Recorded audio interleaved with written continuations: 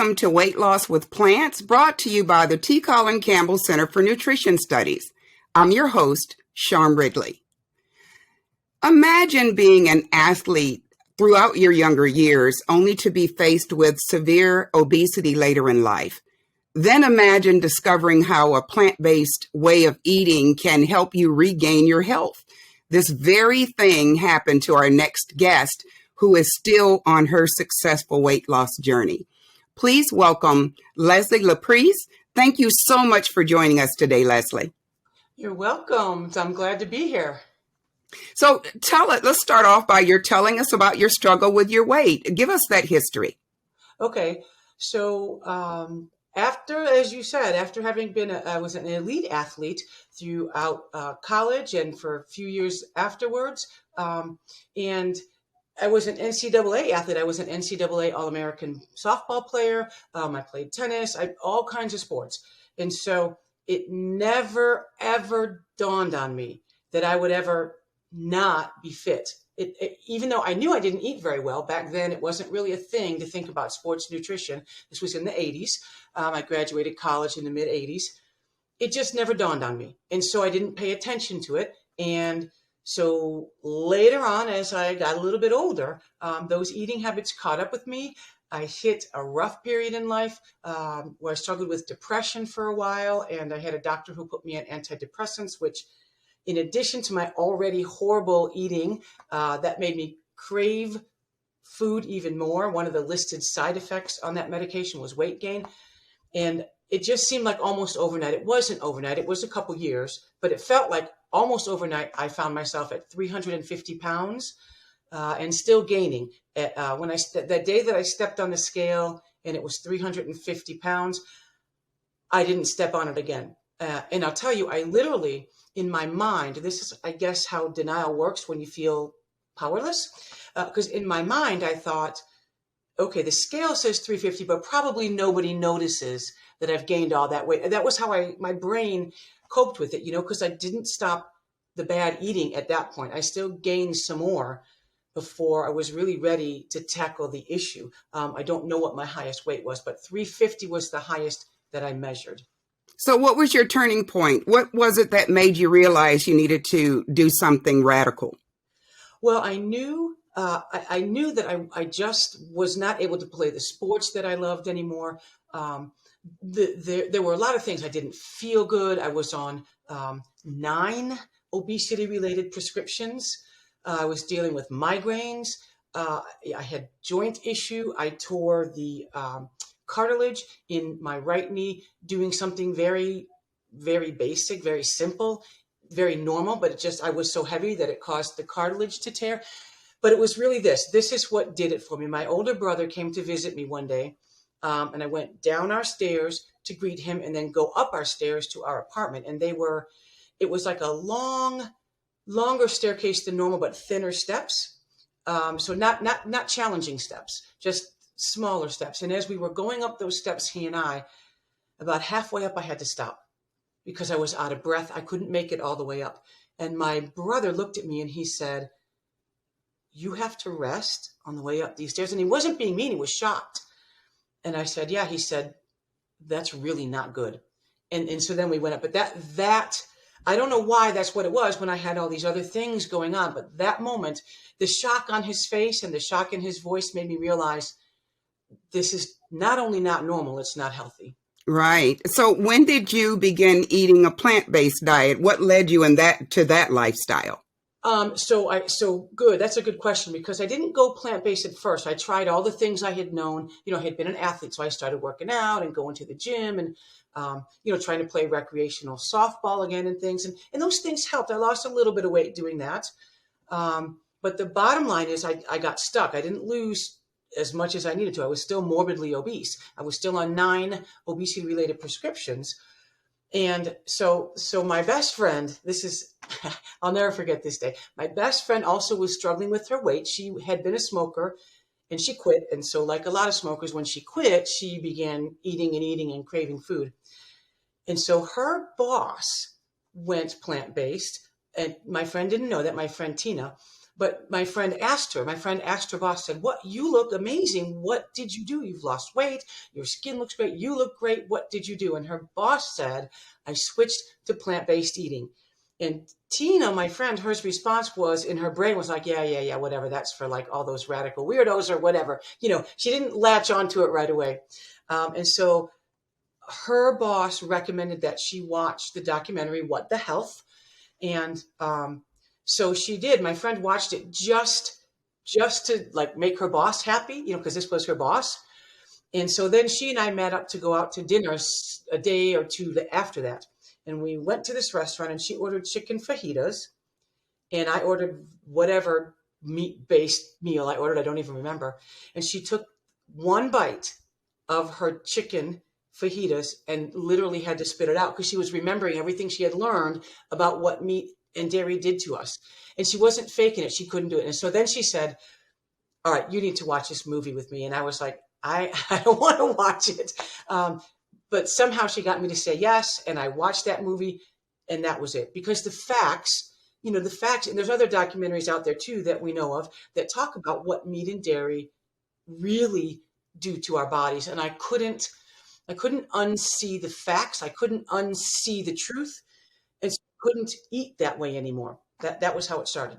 So how about that transition then? Tell us how what you did to actually transition to a plant-based diet.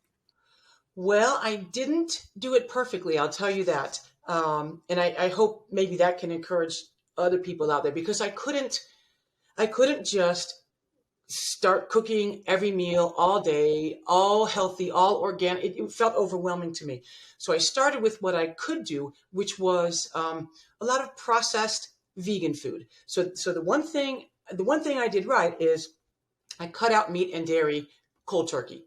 The next day after that movie, we cleared out our cupboards, we cleared out our fridges, we did it together.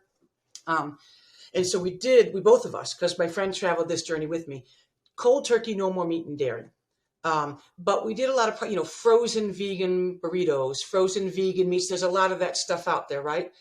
And it's not ideal. We know that there's a lot of oils and chemicals in that. But for me, because my eating had been so emotionally based, that helped me. That was like my first step towards then getting better and better. It made me feel like, okay, this is still easy, because I was eating out. Oh gosh, I was probably eating out 6 nights a week, fast food or restaurants.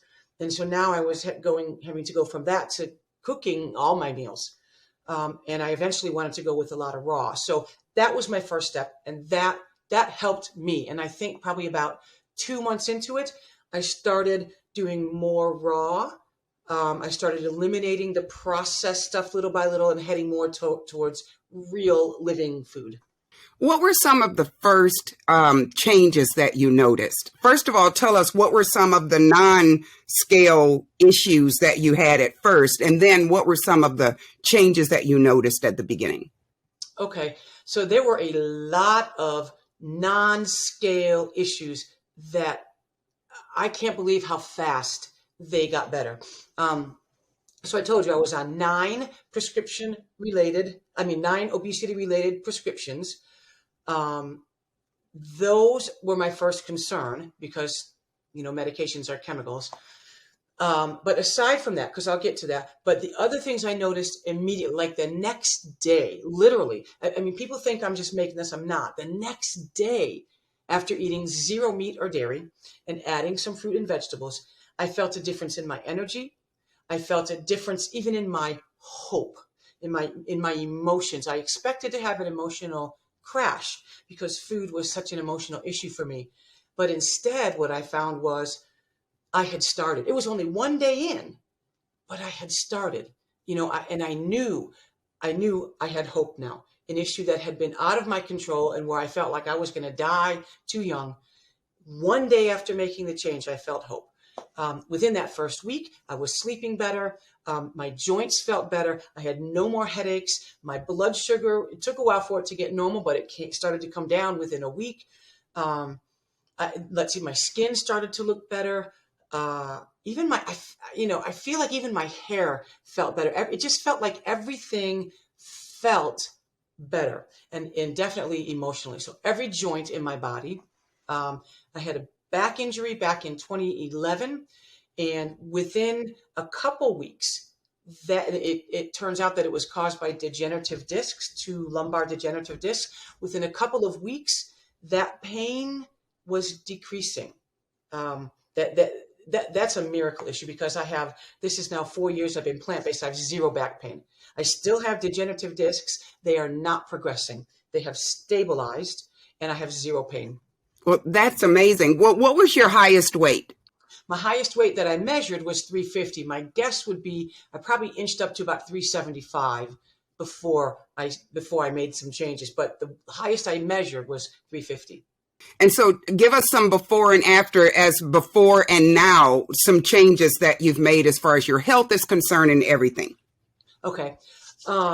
So you mean changes from from the eating, or changes that I made? Yeah, from before, as far as your health was concerned, compared to the way that your health is now, the changes in the medications, all of that. Yes. Oh, I love to answer that question for people, because, as I said, I was on 9 obesity-related medications from a doctor who said these would be lifelong. Okay, I know people who watch this interview have heard that. You're going to be on these medications forever. Type 2 diabetes can't be reversed. It can. I'm on 0 medications. 0. And I was off all of them by the end of the first year. Every single medication. Yep. So that is exciting. Yeah. And that, to me, especially, because it was costing me, people don't necessarily talk about this, but those prescriptions were costing me about $300 a month. That, the insurance covered the rest. And then there were other expenses when you've got all those medications and doctor's appointments and, blood monitoring equipment, all these expenses. I would guess I was spending probably $500 a month on my health, and it was all obesity related. I spend $0 a month now on any kind of health related medications, equipment, whatever, just 0. Wow. And I'll bet that your family is really excited about your progress as well. Tell us a couple of stories about things that have happened since you've gotten healthier. Okay. So one of my favorite things is we had a family funeral. That's obviously not a happy event, but my siblings live half a country away. And so we don't see each other that often. We communicate, and sometimes we connect on social media, but they're not on social media that much. And so they knew I had lost weight. They knew I was on this journey, but they hadn't seen me. And so then when I flew out there for this funeral, they were absolutely shocked, and they were thrilled for me. They were really, really happy, but their faces, they were like, they tried not to look shocked, because I think they thought maybe it would hurt my feelings from had been so heavy. But it didn't. It was fun to see their faces. But the amazing thing was we took a family photo, and of the siblings, us 3 siblings. It was my younger brother that passed. So we took a family photo of the 3 of us siblings together, and the 3 of us that were left. And when I looked at the photo later, for the first time in my life, I was not the biggest person in the picture. And that caught me off guard. It was awesome, but I was really shocked, because for all these years since my 20s or early 30s, I had been the biggest person in every picture, with family and even with many friends. And that did something to me. It was like an aha moment. Like, this has really been effective. This is really real. And emotional as well. I'll bet that there have been a few emotional moments for you. You want to talk about those? Yes. And none of them negative, I should say, and I keep saying that because food had been my emotional crutch, so to speak. I came from a difficult family situation. And so all growing up, food was where I found comfort, and it just stuck with me. And so I expected there to be difficult emotional days. There weren't. There was not one emotional day that was difficult related to the food changes. And the ironic thing is, the emotional days that came, difficult emotions from job or life or whatever, were a little bit easier to bear with eating right. Eating the right foods does something even to the way we process difficult things in life. So that was another aha thing for me as I went along, realizing I'm bearing painful or difficult or challenging life events differently, better. I'm sleeping even though difficult things are happening. So that's that part. But the other part is, for me, I mean, I can't speak for everyone, but for me, it was one emotional exhilaration after another. To see, one day I would notice, oh, I don't have any kind of acne or blemishes. Another day I would notice, oh, there's no pain in my knees. Or another day, oh, I don't have any neck pain. I see a chiropractor regularly, just now just for maintenance, but I had then for pain. I can turn my head, things move. Every day seemed to bring some new realization of what was going on in my physical being. And I couldn't take it in all at once. So like every day was this new emotional exhilaration of what this kind of eating does, because food matters. Yeah. So what are some habits that you've changed over the years? Some habits that you've picked up and some old habits that you've let go of? Good question. That's a good question. So two biggies. The first habit that changed immediately, it had to change over, was I didn't eat out anymore.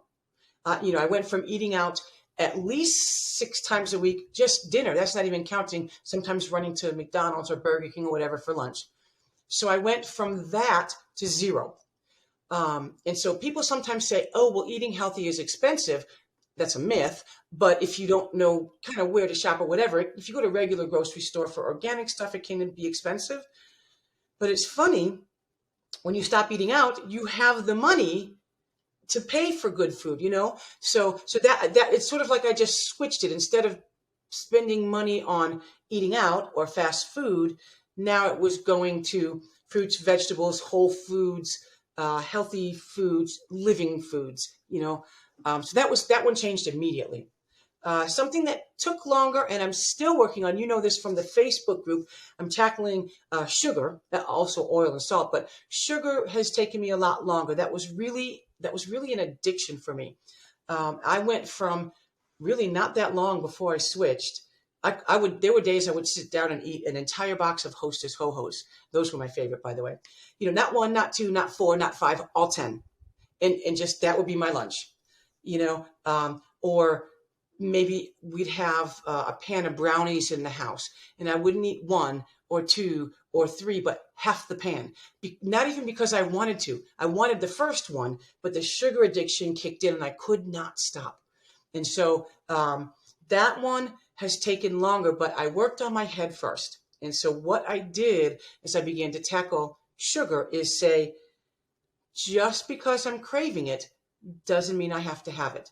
And I had to say that a lot. It didn't work at first. It was just about changing my head. So the point of that is I changed a lot of things that I said to myself early on, knowing that down the road they would start to be more effective. And I would say, I don't have to eat it just because I'm craving it. And then I would go eat it at first, but I was telling myself, I don't have to eat it just because I'm craving it. And I would just start by making myself wait a little longer.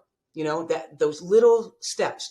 But now, 4 years out, I'm ready to tackle sugar. I have decreased it over the last year, and now I'm working on cutting 50% of what's in my diet out, and pretty soon most of it.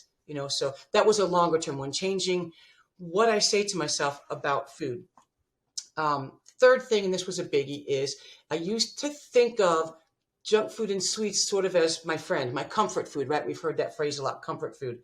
And so I had to do some mental gymnastics to find other foods that comfort me, because we live in a culture where food is comfort and food is everywhere. So comfort food and celebration food, right? Celebrations and everything. So I began with the thinking, and probably within about 6 months, I began changing what I thought of as comfort food. And I had to teach myself that. I went from Lucky Charms, very healthy food, right? I went from, before I went plant-based, Lucky Charms was one of my comfort foods, to now oatmeal. Oatmeal has literally become a comfort food for me. I love it. And there's different ways to do it and different fruits I throw in there. And But I had to talk to myself about that. So I would say self-talk was another thing I worked on. So tell us what your kitchen is like. What are some of the staples that you keep around now? So the pantry has lots of oatmeal, some popcorn I don't do a lot of because you still have to, we do microwave popcorn here in our house. It still has a little bit of oil in it, so I try to be aware of that. But it's a go-to thing. But the good stuff, oatmeal. We've got a lot of freeze-dried foods just because they're easy. Like we have freeze-dried corn, freeze-dried strawberries, freeze-dried blueberries. Those last two things are easy to throw in oatmeal. Freeze-dried cauliflower. So some of the vegetables you can get online freeze-dried, they last forever. They take up less space. They're easy. So those are some staples. Easier staples are wild rice and brown rice, legumes, frozen vegetables, a lot of frozen peas, frozen corn, lots of frozen fruit. Let's see, in the fridge, lots of green stuff in our fridge. Different kinds of lettuces, broccoli. I love broccoli, cauliflower. So we see a lot of that. We have learned how to make some sauces because I was missing sauces on potatoes and things. And so we've learned how to make an amazing sauce that has cauliflower and hot water and unsweetened nut milk as a base, and then some nutritional yeast and a few other things that make this nice creamy sauce that's amazing on potatoes, some cashews. So we've got some of those things, nuts, seeds, lots of seasonings. I'm probably forgetting lots of things. We have sprouted breads around. We try not to do a ton of bread because of the gluten, but sprouted breads have less gluten. And so we have that, lots of avocados. There's a million other things, but. Yeah. So what are some lessons that you have learned on your journey about yourself, about your new lifestyle? Tell us about some lessons that you've learned. Well, there's some biggies. And one of them is, how can I say this? I still say this to myself, and I want to say this to anybody struggling. We are inundated in our culture with food advertisements, most of which are not very truthful about the effects of the foods being sold. And so it was another aha moment when I realized it's not my fault. It's not, I want to say to people, it's not your fault. It's the food. It's the food. I've known so many people who struggle and, they try, okay, I'm going to try going on a diet. I'll eat yogurt and cottage cheese and things where it's counterproductive. And so I learned early on, I need to ignore the advertising, ignore the billboards, ignore the people that are making money off of food, and learn about food for real. And so I did. I started watching videos and documentaries from doctors and local farmers who are making money off their food, yes, but not $1 million. There's a difference. They're making a living off of it, but they're not getting rich. And when you start to really learn about what food does for you, at least for me, I couldn't help but want to change more and more and more because food is amazing when you know what the right foods do for your body. Tell us about some doctor's visits that you've had after you've gotten healthier. Tell us about that. Yes. So my doctor, she's not my doctor anymore because she changed her focus in her practice. But then she was awesome, and she was shocked because I hadn't seen her for a while. I had seen her I guess at the time that I started seeing her, I was maybe about 290 pounds, maybe. That's where I had gotten down to kind of on my own before changing my food, just with sheer grit. But then when I changed to plant-based, the weight, oh my gosh, it fell off. It just I lost 12 pounds in the first week, and I lost 26 pounds in the first month, and I lost about 50 pounds in a little over the first 2 months. After that, it slowed down a little. But those first 2 months, boy, wow. And so I hadn't seen her during those first couple months. I think it was about 3. So I went back to see her. By the time I saw her, I think I'd probably lost about 50 or 60 pounds. And she was like, she was shocked because she struggled with her weight a little, just a little. And she was shocked. And she was so happy for me. And she asked me what I was doing. And we talked about it. And then we took my blood sugar, which my blood sugar, even on two medications for type 2 diabetes, had always been 126, 127, 130, the daily reading, which was pretty good for me. And we took it that day and it was 90. That's where it had been. That was only after a few months. So, and it was consistently at 90 for me. And I told her that, and she was so excited. My blood pressure was down back to normal. At that point, I was not off the medications yet, but even on the medication, it had not been normal. It had still been elevated up around 138, 138 over 90, 135 over 90. I was struggling with it. So it was normal that day. And she was like, okay. And let's see, there was something else.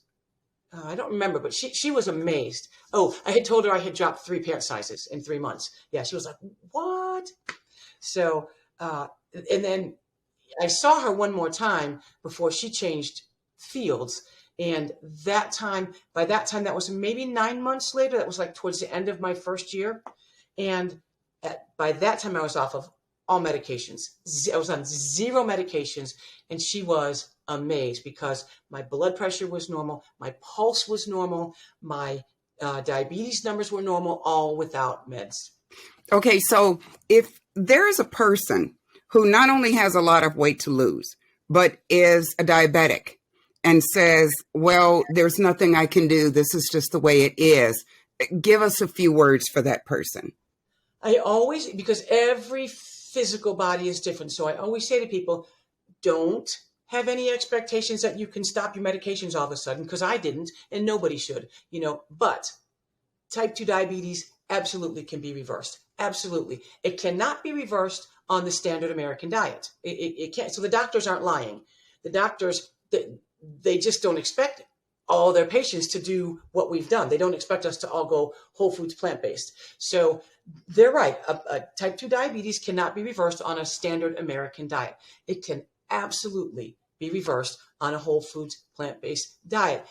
I know, because if I can do it, anyone can do it. I cannot say that strongly enough. I was the hugest, most gigantic food addict that there was, addicted to food and carbs and sweets, all of it. And if I can do it, anybody can do it.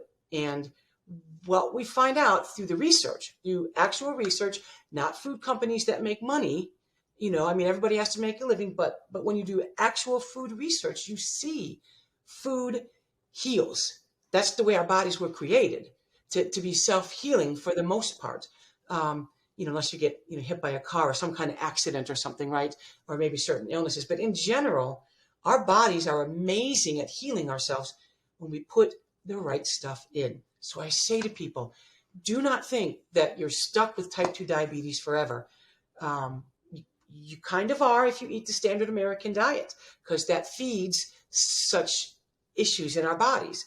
But whole food, plant-based eating heals so much. It healed my, not 100%, but I would say probably 85%, my torn cartilage that is not supposed to heal on its own is 85% better since I've gone plant-based. If I had surgery and he trimmed up, the little, torn parts, maybe I'd have 0 pain, but it's good enough for me. And that's from food. That's from plant-based eating. And so if a person were faced with having to, how much did you lose altogether? How much weight? Uh-huh. So I lost 150 and I gained back about 25. And now I'm down to where I can say I've lost 140. And then I have 25 to go to my goal weight. So let's say 140 to be fair, because I gained some back. Okay, so you have a person who has more than 100 pounds to lose. Yep. And this person is on a standard American diet and has said, I've tried everything in the world and nothing works. What would you say to that person? I would say you haven't tried everything if you're still eating the standard American diet, really. And so I would say, try it. And I've said this to friends. I've said, try it. Try going plant-based. You can always go back. If you go plant-based and whole foods, it doesn't work, it's terrible, you feel horrible, whatever, which wouldn't happen. We know that. That wouldn't happen. But I always say to people, what have you got to lose? Because what if it works? What if you go plant-based and in 1 week, like me, you drop 12 pounds? What if you go plant-based And in a month, you've dropped almost 30 pounds and 50 in 2 months. What can it hurt to try? You can always go back, but you won't want to because you're going to see the effects. You're going to lose weight. You're going to feel better. And the food, once you get used to it, after the first couple weeks, it does take some getting used to. If you're used to the standard American diet filled with sugar, oil, and salt and fats, and if you're used to that, if your taste buds are used to that, it's going to taste a little wonky at first because you're not used to it. But I'll say for myself, within a couple weeks, the good food was tasting good. And I kept learning from there. My taste buds continued to change. This morning I had plant-based tacos. So with plant-based meat and tomatoes and lettuce and I didn't want to do cheese because plant-based cheese has oils. And so I did avocado. And do you know, I ate those. I did not put any salt, nothing was salt in it. And my taste buds have changed. I enjoyed it just as much with the avocado replacing the cheese. So my taste buds continue to change. And did you know that iceberg lettuce, I don't use a lot of iceberg, but sometimes iceberg lettuce is a little bit sweet. And 4 years ago, 3 years ago, 2 years ago, my taste buds just weren't there yet. I had so much processed sugar over the course of my lifetime, I couldn't pick up that little bit of sweetness. But this morning, when I had that little plant-based taco and I had some lettuce on there, I was like, iceberg lettuce is a little bit sweet. So that's what I would say to people. Give it time, give it a chance. You might not love certain things at first. That's because your taste buds have to get used to it. You'll love it pretty soon, especially as you see the weight drop off. Now, have there been people who you've inspired along the way that you know of? Sometimes we don't know if we inspire someone, but any that you can recollect? Yes, there's a handful. A lot of my friends and a lot of people in my social media world in my life talk to me about it and ask about it. Several have tried it and have loved it, have had good success. The struggle some of them have had is most of them were women, so they had husbands who don't want to give up their meat. And so they would come back to me and say, okay, I got to ditch it for a while because I can't cook 2 meals. So I'm encouraging them. I keep saying, why not? Cook the same thing for both of you, the vegetables, the salad, whatever. But when you put that steak on for him or him and the kids, fix your own plant-based protein. It's got I don't know how long a steak cooks anymore. I used to know. I don't know what, 6 minutes aside or whatever. Fix your protein during that time. So I talk to them still. I've got some friends who have stuck with it and have lost a lot of weight, had great success. They weren't as heavy as I was, but they wanted to be healthier. I've got a few I'm working on. Right now. At my church, we meet once a month right now, and we do a plant-based meal. And my other friend who did the journey with me, she comes too, and we talk about it, and we bring plant-based food. And we actually brought last time plant-based tacos, and they all had to admit with the meat, which is pea protein based, they all said, we would have never known this was not meat. So I'm working on a whole crew of people, and they listen. I think most people just are so afraid they can't do it, but you can. It's not hard. People think it is, but it's really not. Well, Leslie, thank you so much for being with us today. Your story is very inspiring. Oh, thank you. Thank you so much for having me. I love to talk about food now. Thanks.